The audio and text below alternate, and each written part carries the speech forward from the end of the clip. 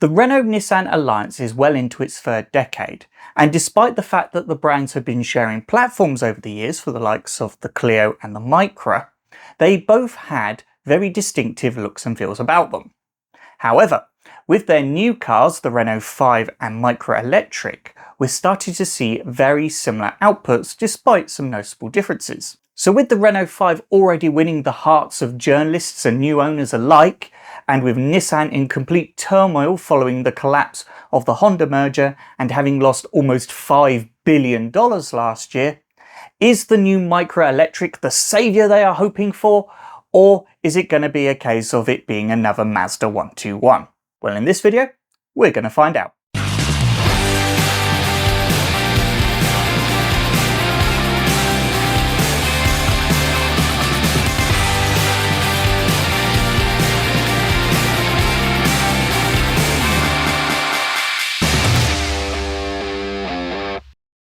Let's start with the mechanicals. Like the Clio and Micra that came before, they're both built on the same platform, the Ampere Small, or as it was formerly known, the CMF BEV platform. They also get identical battery options, which is a 40 kilowatt hour and a 52 kilowatt hour, identical power outputs of 120 horsepower and 150 horsepower, and they also have the same range of 253 miles on a WLTP cycle. Charging can be done at up to 100 kilowatts, which means a 15 to 80% charge takes around about half an hour. So far, pretty much as we expected. The way the two brands have approached styling this car, though, is very different. For the Renault 5, it's all about retro styling with big, bold colours and lots of nostalgic details. Whereas with the Micra, they've gone for a more modern aesthetic with sharp lines, SUV-inspired styling, these big round light signatures. That's very much a departure from the car that came before. Nissan are trying to sort of move away from this idea that the Micra was the kind of car your nan drove. It kind of feels like to me, though, that there wasn't a big budget to change the styling of the new Micra drastically from the 5, and that reflects on the interior as well. If you look at the two side by side, then you can see the 5's interior has been carried over pretty much wholesale.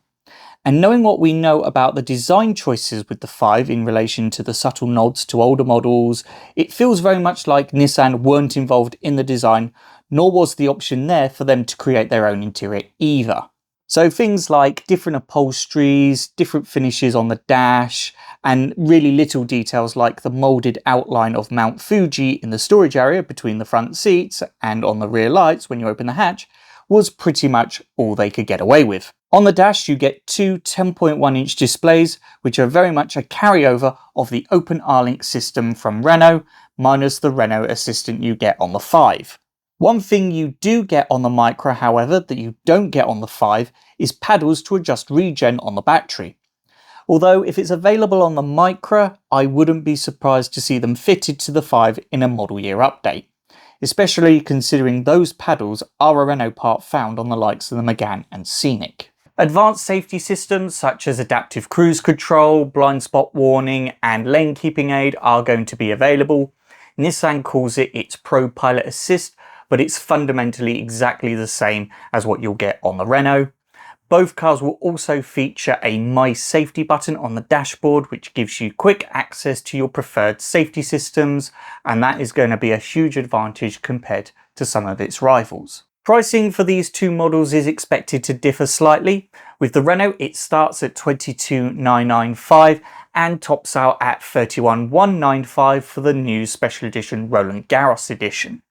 In terms of pricing for the Micra, it is yet to be confirmed, but speculation is that it's going to be around £25,000 to £32,000. So it's going to be very similar, and I think when you look at PCP and leasing options, they're probably going to be near as makes no difference identical. It really will all depend on what offers are going to be available at any given time, and of course what their respective dealer networks are going to be prepared to do to secure your business. Of course, with there being the Alpine A290, a high-performance variant of the 5, speculation is growing that we could potentially see a Nismo variant of the new Micra. Logic dictates it could be based on the A290 mechanicals, albeit with Nismo styling, That would mean the options of 178 and 220 horsepower powertrains, revised suspension and stickier tyres.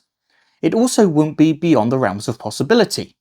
Nissan have had previous form offering the petrol Micra in Nismo variants, and the other electric car, the Ariya, also comes with a Nismo model. So who knows, maybe Nissan could do with an affordable Halo model to tempt Fiesta ST and Polo GTI drivers who can't stretch to a GTR or Z.